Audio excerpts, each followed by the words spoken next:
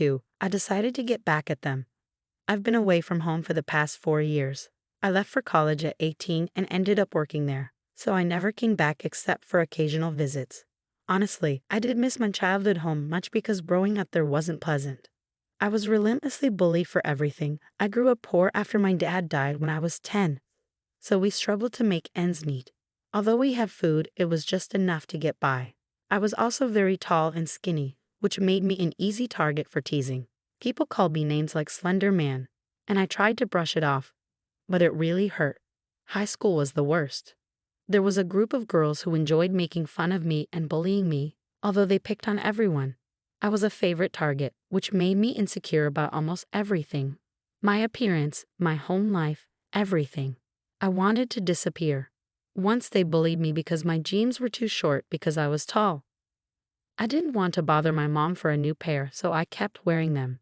They wouldn't stop teasing me about it, and I ended up running to the girls' restroom in tears and locked myself in a stall. When I tried to leave, I realized they had locked it from the outside. I could hear them laughing outside until the janitor rescued me. Despite all this, I couldn't do much because of my mom. When I first told her about the bullying, instead of helping me, she told me to stay quiet and ignore it. I never understood why she wanted me to stay silent, no matter how many times I asked. She just kept saying we were too poor to start fights with everyone who made fun of us. My mom was always busy working and couldn't come to school with me to address the bullying issue. She told me to toughen up and not complain about it myself because she didn't want to deal with parents getting involved. I didn't like letting things slide, but I did it for her sake since she worked so hard. After high school, I started college in another state, which was a much-needed fresh start for me. My dad had left me a college fund, and my mom sent me money occasionally. I also worked part-time, which gave me enough money to buy new outfits. People in college were more mature and welcoming, and I didn't face bullying anymore. I only visited home during holidays to see my mom and friends, but I preferred living away from home because it reminded me of tough times. Recently, I returned home for Christmas and planned to surprise my mom with a gift. However, before I could do that, she surprised me by revealing she'd been dating someone for a few months and wanted me to meet him. I was happy for her, considering she'd been single most of her life after my dad passed away. Although she hadn't mentioned him before, I didn't take it personally. She kept his identity a secret, making it a surprise when I finally met her mystery boyfriend. After flying back home a couple of days ago, I'm still seething with anger. When I returned, my mom told me her boyfriend and his kids were there, and she blindfolded me to surprise me in the living room. I was excited to meet them, bringing chocolates and flowers, but when she removed the blindfold, my heart sank. Standing before me was the same girl who bullied me relentlessly in high school, now smiling as if nothing had happened. She held the hand of her younger brother, around 14 or 15 years old. I couldn't focus on what her dad was saying because my head felt fuzzy and strange. After a few moments of shock, I turned and walked upstairs to my room without a word. I locked the door to keep everyone out and tried to calm down. But then my mom came after me, scolding me for being rude and insisting I come back down to apologize to her boyfriend. I interrupted her and asked how long she'd been seeing this man, suspecting she'd been lying to me to keep me visiting so she could spring this on me. Her hesitation confirmed my suspicions. When she admitted it had been nearly 7 years, everything clicked into place. I realized why she never let me complain about bullying. She cared more about protecting this man and his daughter than her own child. I was in disbelief. I told her to leave me alone, unable to stand being around her. She argued, claiming she kept it a secret because she thought I missed my dad and wanted to spare me pain. But that wasn't the reason for my anger.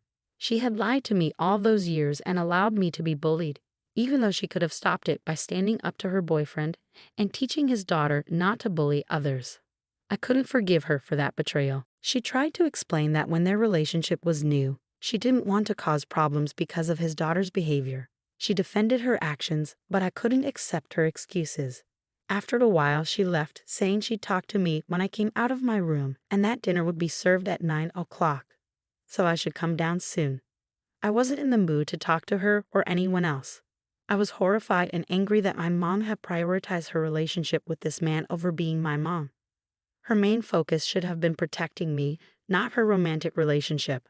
I couldn't understand how she thought her explanation would make me feel okay about the situation. The more I sat in my room thinking about it, the angrier I became. I remembered all the nights I cried myself to sleep in that bed, and it felt incredibly unfair. So I did something rash and probably stupid. I called the police and reported my mother. I wanted to sue her for everything she put me through. Instead of going to a lawyer, I called the police and tried to press charges.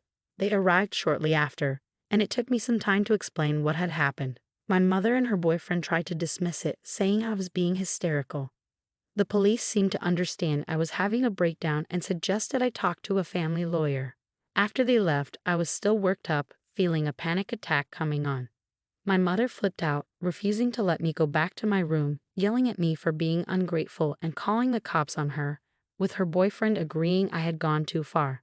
I wanted to argue back, but I felt my chest tightening and got dizzy. Eventually, I think I collapsed or fainted because the next thing I knew, I was waking up in the ER. Apparently, I had passed out due to lack of food, water, and stress. I had refused to eat or drink anything at my mom's house, which explained my condition. The nurse told me I had been unconscious for about an hour, and my mother had been waiting to see me. I felt a bit guilty, but all my anger seemed to fade away. She dropped by to explain that despite understanding my sense of betrayal, she believed her actions were necessary. She insisted there was nothing wrong with prioritizing her own relationship over her daughter. She tried to downplay the seriousness of my bullying experience by saying her boyfriend's daughter meant no harm and it was all in good fun, implying I shouldn't have taken it so seriously. I couldn't believe she was defending her choices and even expecting me to apologize to my bully for involving the law. I told her to leave the room and leave me alone. Since then, I've packed my things and moved to a hotel for the remainder of my stay, and my mother didn't try to stop me. Now, I'm considering suing her for intentionally causing me emotional distress throughout high school and denying me a safe environment to grow up in, despite having the means to intervene. I'm hesitant because it could ruin our relationship and I don't have other family to rely on. However, I feel I can't let this go. I've always let things slide, but this feels too significant to forgive. Despite trying to see things from her perspective, I can't justify her actions, and I feel justified in wanting to take legal action against my mother for failing to protect me from bullying during high school. Update 1. I found out more about my mother and her boyfriend's history. I confided in my friend about what happened recently, and although she was surprised, she mentioned that everyone in our neighborhood knew about it. However, these rumors never reached me because I was quiet and kept to myself. My friend didn't tell me to spare me unnecessary worry, and the bullies never mentioned it either, likely because the ringleader's dad was involved. It turns out that my mother had been having an affair with this man, who happened to be a surgeon at the same hospital where my mom worked as a front desk employee. People spotted them holding hands near their workplace, and the affair had apparently been going on since my freshman year of high school.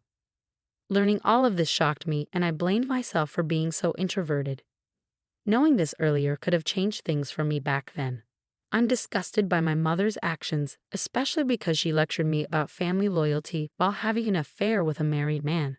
She used this argument to make me feel guilty for calling the cops on her. The hypocrisy is unbelievable. Her boyfriend recently divorced his wife, and he and his younger son moved in with my mother afterward. The daughter who bullied me in high school moved away around the same time I did, so she probably doesn't know about this arrangement either. The whole story my mother told about this being a new relationship was a lie. She tried to deceive me into believing it had only been a few months, not 8 whole years. I'm completely disgusted and at a loss for words. My mother hasn't reached out to apologize or explain anything to me. I've gone ahead and filed a lawsuit against my mother for causing me emotional distress. Thankfully, I convinced my bosses to let me work remotely during this time, and I'm staying with a friend to save money on hotel bills. My mother found out about the lawsuit a few hours ago and is furious. She called me to ask what I thought I was doing, and I told her straight up. I'm seeking revenge for her turning her back on me when I needed her most. She refused to support me then, so now she'll have to compensate for it financially. Back then, she kept using our financial situation and her busy work schedule as excuses for not standing up for me against the bullies. Now that I know those were just excuses, I believe I deserve some compensation, especially since I'll need therapy in the future. She called me ungrateful and insisted her actions were justified, but she sounded unsure herself. I don't think she truly believes she's in the right. Even if I lose the lawsuit, I'll take satisfaction in knowing I stood up to her instead of letting it go as she always advised me to do. I'm reaching out to old classmates and teachers from high school, hoping they'll support me and help me win this case. I haven't heard anything from my mother's boyfriend or my high school bully, and I hope it stays that way because I have no desire to speak to them right now. My mother has been bombarding me with texts, insisting I'm making a mistake and will regret my actions forever. But I've made my decision and won't take it back now. Today, I guess she sent her boyfriend's daughter as a peace offering, thinking she could resolve the issues since she's the one who bullied me in the first place. My mother believed that sending her to apologize would make me forgive her. But that's not how it works. The visit was incredibly awkward. I had nothing to say to her and didn't want her to talk to me or apologize. Truth be told, I was okay with holding onto my resentment forever because her insults from high school still bothered me after all these years and likely always will. She started by apologizing for her behavior in high school, admitting she was immature and dumb back then, and wanted my forgiveness. I didn't truly mean it, but I told her I forgave her and asked her to leave since I had nothing else to discuss. Instead, she stayed and suggested that since I forgave her, I should forgive my mother too, just like she forgave her dad for cheating on her mom and stayed in his life. The truth is, she only forgave her dad because he was wealthy, and she wanted to benefit financially. Her mom settled their divorce without much fuss because of the money she received in the settlement and ongoing alimony. I pointed this out, and she got defensive, accusing me of being jealous that my mother never spent money on me despite her dad sending money every month during high school. I grew up thinking we were poor, but my mom had a wealthy boyfriend and kept her spending secret. My high school bully seemed unhappy after letting this slip, but I heard it loud and clear, and we both knew it would come up in court. I told her to leave me alone, and she did, warning me that I was making a big mistake by cutting out the only family I had left. Fortunately, I no longer consider my mother family, so it doesn't matter to me. If my mother had stood by me when I asked her to, we wouldn't be in this situation. She only thought about herself, and now here we are. It's been a challenging couple of weeks, I won't sugarcoat it. I've been working tirelessly day and night to gather evidence proving my mother treated me awfully. I juggle my job during the day and collaborate with my lawyer whenever needed, which has made everything tense. The final hearing date is approaching rapidly, and I've managed to substantiate all my claims with solid proof. My mother's lawyer, funded by her boyfriend, is putting up a strong defense with the best family lawyer money can buy. This has extended the legal process more than expected, but I remain confident in my truth. I'm incredibly stressed right now, hoping that the upcoming meeting will go well and finally put an end to this ordeal. Once this is over, my mother will be out of my life for good. She stopped texting me, and both she and her boyfriend, along with his daughter, are actively spreading negativity about me online, trying to turn people against me. Despite this, I have the truth on my side.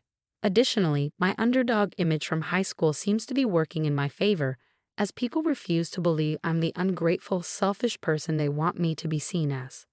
I'm hopeful that I'll win this case. It would be a monumental victory for me, not just financially, but emotionally too. Finally triumphing over those who tried to ruin my life would make all the effort worthwhile. I'm thrilled to share that I won my case, and my mother ended up paying me $50,000 in damages for the intentional emotional distress she caused me. It still feels surreal, but it's true. I made sure to settle my legal fees first and also gig my friend, who graciously let me stay with her, a token of my appreciation with some of the money. Next week, I'm finally flying back to my real home, and I can leave all this behind. My mother and her boyfriend aren't happy about the outcome, judging by their social media posts where they claim the law unfairly punished her for being a good parent trying to support her supposedly greedy and immoral daughter. Despite their words, they wish me well. As for my high school bully, they've now blocked me. It doesn't bother me anymore because their opinions hold no weight now that I've emerged victorious. They lost and I won. That's a defeat they'll have to live with for the rest of their lives.